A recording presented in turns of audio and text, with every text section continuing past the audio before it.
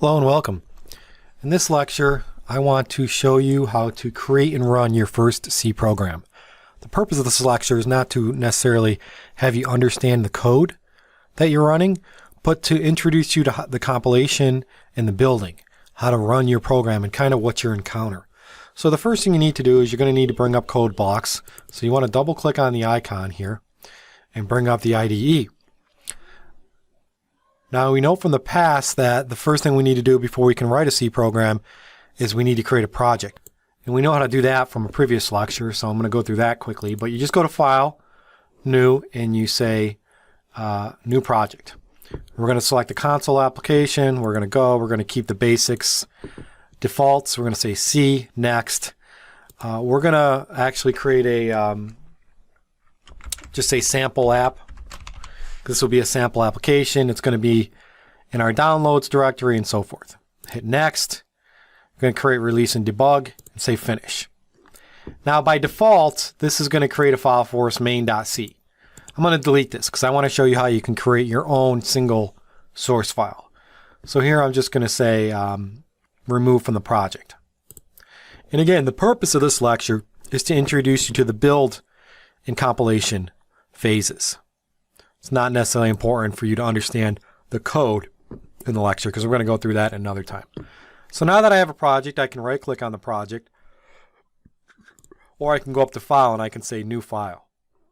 So let's make sure we have our project selected and say File, New. We're going to just say Empty File. This is going to create a new empty file in our project. And we're going to add it. So we're just going to say yes. And what we're going to do is we're going to name this, and we're going to put it in the sample app. We're just going to name it test.c. And it's going to be empty, and we're going to create it for both debug and release. And so now you'll see that we have one source file, test.c, inside here. So we have an empty source file. I'm just going to put some example code in here. You don't need to understand the code. So we're just going to quickly copy and paste, or actually quickly type this in. And you'll see this code completion, which is nice for the IDE. But I'm just going to create a basic program with some example code. And we'll explain this later.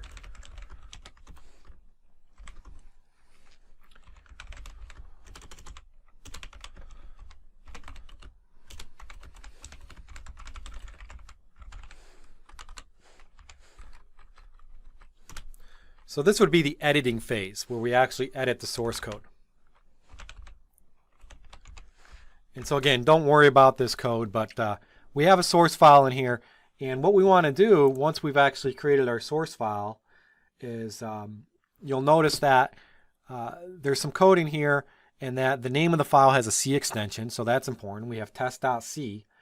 And if we want to now go to the next step, we want to compile it, we can go up to the build option and we can say build.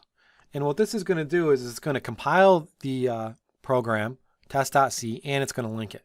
So if we say build, you'll then see that there's output in the below log.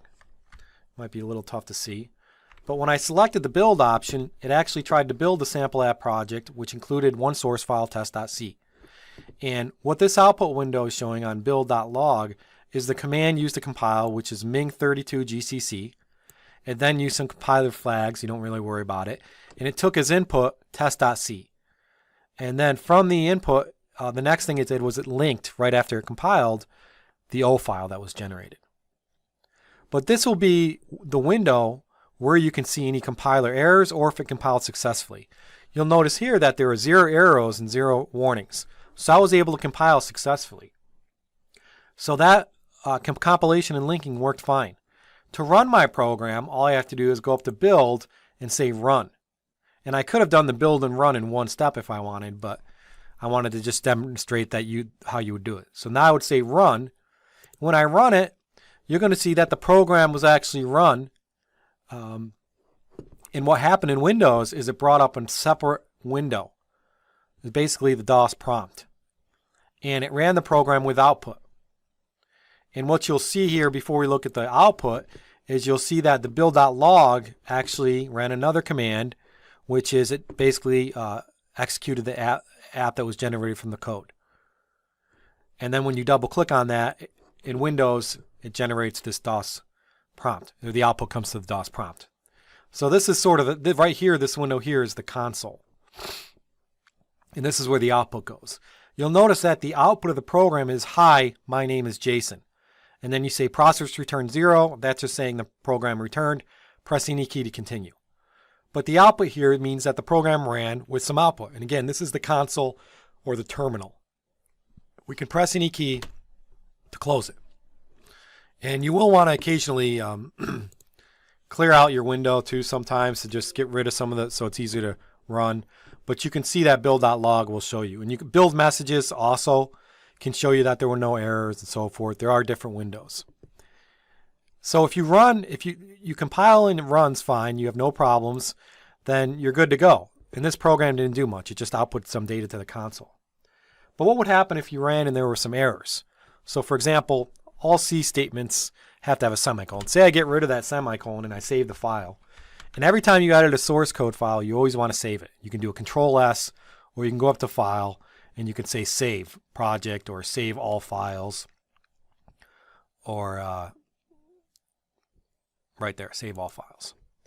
And now we have an error. So now when I try to build it, I go up to the Build menu and I say Build.